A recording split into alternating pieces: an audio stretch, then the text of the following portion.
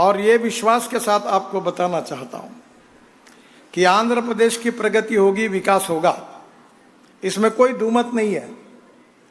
क्योंकि आंध्र प्रदेश की सबसे बड़ी स्ट्रेंथ अगर कोई है तो शिपिंग है। मैं शिपिंग का मंत्री था और मैंने उस समय 16 लाख करोड़ रुपए की योजना तैयार की थी, सागर माला।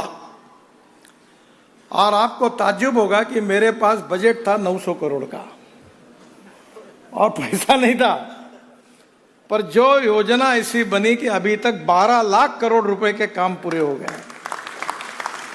आपका विशाखापट्टनम पोर्ट मेरे पास था। और आज जो आपको समुद्र किनारा मिला हुआ है वो इतना अच्छा है कि अब जो 9-10 पोर्ट है वो डेवलप करने के लिए आपने जो प्रायोरिटी दी है, मुझे ये बताने की आवश्यकता नहीं है कि वर्ल्ड में किसी भी डेवलप कंट्री में आप जाइए, उसके डेवलपमेंट का अगर राज कोई है तो शिपिंग है, पोर्ट है, वो उसका सबसे डेवलपमेंट का राज है। अगर हम रोड से जाते हैं तो 8 रुपए खर्चा आता है, रेलवे से जाते हैं तो 6 रुपए खर्चा आता है, और अगर हम पानी से जाते हैं तो 1 रुपए खर्चा आता है। The logistic cost is very important in particularly international business for export and import. दुर्भाग्यवश हमारे देश की लॉजिस्टिक कॉस्ट 16% है और चाइना की 8% है, अमेरिका और यूरोपियन कंट्री की 12% है। और अभी कुछ ही दिन पहले, 2 महीने पहले, IIM कलकत्ता और IIT बेंगलोर और IIT खड़गपुर तीनों ने एक अध्ययन किया और उन्होंने ये कहा है कि हमारे देश में रोड अच्छे बनने के कारण हमारी लॉजिस्टिक कॉस्ट 16% से 6% कम हुई है और 10% पे आई है। और मैं आपको विश्वास देना चाहता हूं कि इस साल एंड ऑफ दिसंबर हमारी लॉजिस्टिक कॉस्ट सिंगल डिजिट में आएगी, 9% पे आएगी। ये मैं विश्वास के साथ बताना चाहता हूं। अगर ये 9% पे आएगी तो हमारा एक्सपोर्ट 2 गुना बढ़ेगा, एम्प्लॉयमेंट पोटेंशियल बढ़ेगा। मैं ऑटोमोबाइल इंडस्ट्री का भी काम देखता हूं। जब हमारे देश में मैं जब 2014 में मंत्री बना तो हमारे इंडस्ट्रीज का साइज 12 लाख करोड़ था और अभी हम 7वें नंबर पे थे। पर 6 महीने पहले हमने जापान को पीछे डालकर अब हम 3रे नंबर पर आए हैं। पहले नंबर पर USA है जिनके इंडस्ट्री का साइज है 78 लाख करोड़। दूसरे नंबर पर चाइना है जिसका साइज है 49 लाख करोड़ और इंडिया जो है उसका साइज है 22 लाख करोड़। और अभी विशेष रूप से मुझे खुशी है कि हमारे जो 2 व्हीलर्स है, बजाज, TVS, हीरो, होंडा, ये 50% प्रोडक्शन एक्सपोर्ट करते हैं। और कुछ दिन पहले मर्सिडीज के चेयरमैन वर्ल्ड के मेरे पास आए थे और उन्होंने मुझे कहा कि अब हम इलेक्ट्रिक मर्सिडीज ही केवल बनाएंगे। और मेरा प्रिय विषय है कि diversification of agriculture towards energy and power sector. मैं किसान हूं, ज्यादातर खेती में काम करता हूं, 3 चीनी मिलें चलाता हूं, 4। और मेरा यह सपना था कि हमारा देश का किसान अन्नदाता बनकर काम नहीं होगा। और मुझे खुशी है कि आदरणीय मोदी जी के नेतृत्व में अब हमारा किसान केवल अन्नदाता नहीं है, हमारा किसान ऊर्जादाता बना है, बिजली तैयार कर रहा है। इतना ही नहीं तो हमारा किसान केवल ऊर्जादाता नहीं, अब ईंधन दाता बना है। मैं चंद्रबाबू जी को प्रार्थना करूंगा कि इथेनॉल, आप जब अटल जी की सरकार थी, राम नाईक पेट्रोलियम मंत्री थे, तो 2004 में हम लोग ब्राजील गए थे और वहां से हम इथेनॉल लेके आए और 2004 से मैं इथेनॉल का एम्बेसडर बना हूं। और ये बात इंपॉर्टेंट है कि आउट ऑफ बॉक्स जब कोई बात करता है तो कोई लोग विश्वास ही नहीं रखते हैं। इट टेक्स सम टाइम, पर आज देश में 1 लाख करोड़ रुपए की बचत इथेनॉल के कारण हुई। मक्के से इथेनॉल बन रहा है, ब्रोकन राइस से इथेनॉल बन रहा है, शुगर केन जूस से बन रहा है, मोलाइसिस से बन रहा है, ये राइस स्ट्रॉ जो है परली, इससे भी बन रहा है और बाम्बू से भी बन रहा है। और मैं अभी हमारे एविएशन मिनिस्टर को कह रहा था कि वो दिन अब दूर नहीं है कि देश के हवाई जहाज किसानों ने तैयार किए हुए हवाई ईंधन पर चलेंगे। आप मेरे ऊपर विश्वास रखिए, मैं झूठ बोलने वालों का नेता नहीं हूं। मैं जो बोलता हूं वो डंके की चोट पर पूरा करके दिखाता हूं, यू बिलीव मी। और हमारे मंत्री जी निश्चित रूप से आने वाले समय में इथेनॉल से अभी हम आइसोब्यूटेनॉल बना रहे हैं। अब आइसोब्यूटेनॉल जो है वो डीजल में 10% डालने का टेस्टिंग शुरू हुआ है और इथेनॉल से एविएशन फ्यूल भी बन रही है।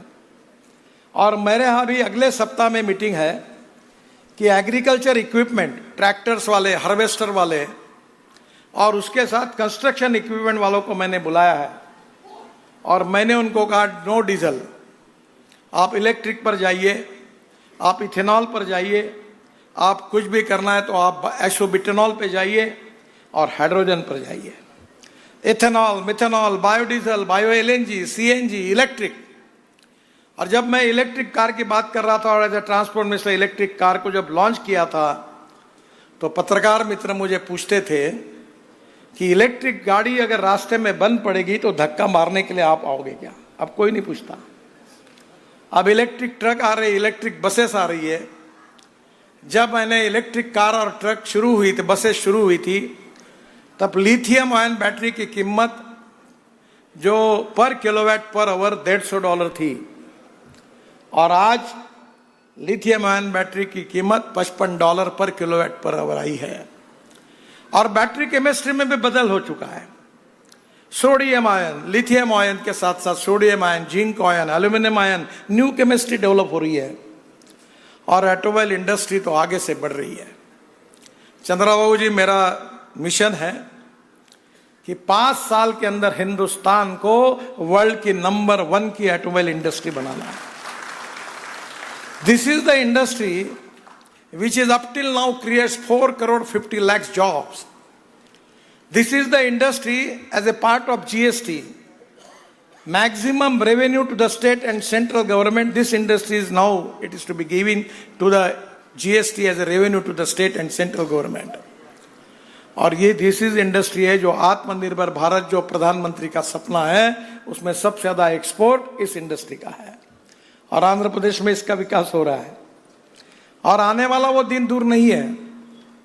हम जिस प्रकार से अल्टरनेटिव फ्यूल और बायोफ्यूल में काम कर रहे हैं, अब G20 में हमने हमारा कोलैबोरेशन और बढ़ा है। मैं अभी ब्राजील में गया था, वर्ल्ड के लोग आए थे और मैं किसान हूं इसलिए मैं पीछे पड़ा था कि मुझे इथेनॉल पर चलने वाला फ्लेक्स इंजन का ट्रैक्टर चाहिए।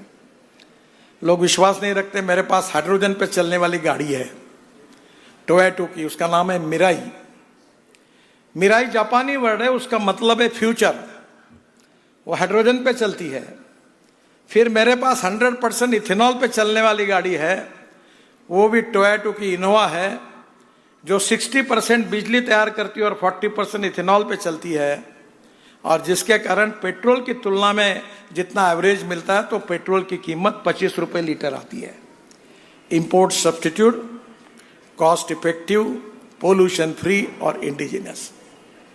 और इसलिए पूरे वर्ल्ड में अल्टरनेटिव और बायोफ्यूल पे हमारे जो वाहन होंगे ये वर्ल्ड में जाएंगे और आंध्र प्रदेश में भी इसमें काफी काम हो रहा है। मुझे विश्वास है कि हमारे देश के रोड नेटवर्क के बारे में बहुत कुछ बोलने लायक है। मैं बहुत कुछ, मेरे पास नोट्स पड़ी है, पर मैं ज्यादा कुछ बोल के समय खराब नहीं करूंगा। मैं 2.5 लाख करोड़ के काम ऑलरेडी आंध्र प्रदेश में कर रहा हूं और आज हमारी मीटिंग हुई। निश्चित रूप से इस साल के फाइनेंशियल ईयर को एंड करने के पहले हम 1 लाख करोड़ के नए काम आंध्र प्रदेश में शुरू करेंगे और मैं विश्वास दिलाना चाहता हूं कि आंध्र प्रदेश का रोड इंफ्रास्ट्रक्चर 2 साल के अंदर अमेरिका के बराबर होगा, ये मैं आपको विश्वास देना चाहता हूं। जो रोड अच्छे बन रहे हैं, जो फ्यूल में बदलाव आ रहा है, जो किसान हमारी ऊर्जा तैयार कर रहा है, वो अन्नदाता नहीं ईंधन दाता नहीं, ऊर्जा दाता नहीं, अब बिटुमिन भी बन रहा है। आपका जो राइस स्ट्रॉ है उससे हमने बिटुमिन बनाया। और नागपुर जबलपुर नेशनल हाईवे पे 1 किलोमीटर रोड, ये जो आप परली को क्या कहते हैं, राइस स्ट्रॉ को क्या कहते हैं आप? परली कहते हैं, पैडी। अब उससे हमने बिटुमिन बनाया और 1 किलोमीटर रोड वो बिटुमिन यूज किया नागपुर जबलपुर रोड पर। Central research road organisation government की संस्था है और प्राज दोनों ने बनाया और सर्टिफाई किया कि this road prove to be better than petroleum bitumen. तो हमारा किसान बिटुमिन दाता भी बन गया। अब हमारा किसान हवाई ईंधन दाता भी बनने वाला है। हमने पानीपत में प्रोजेक्ट शुरू किया है। जो परली है, पैडी का जो राइस स्ट्रॉ है, उसे 1 lakh litre ethanol, 150 tonne bio bitumen और करीब 78,000 ton per year sustainable aviation fuel, हमारे हवाई जहाज उसके ऊपर चलेंगे। वो दिन अब दूर नहीं है। इंपोर्ट को कम करना और एक्सपोर्ट को बढ़ाना, रोजगार को निर्माण करना और ग्रोथ रेट को बढ़ाना, ये हमारे सामने सबसे महत्वपूर्ण बात है। मुझे बहुत खुशी है कि आंध्र प्रदेश सभी बातों में आगे निकल रहा है। अगर लीडरशिप अच्छी होंगी और सरकार अच्छी होगी तो ये सही में डबल इंजन की सरकार है।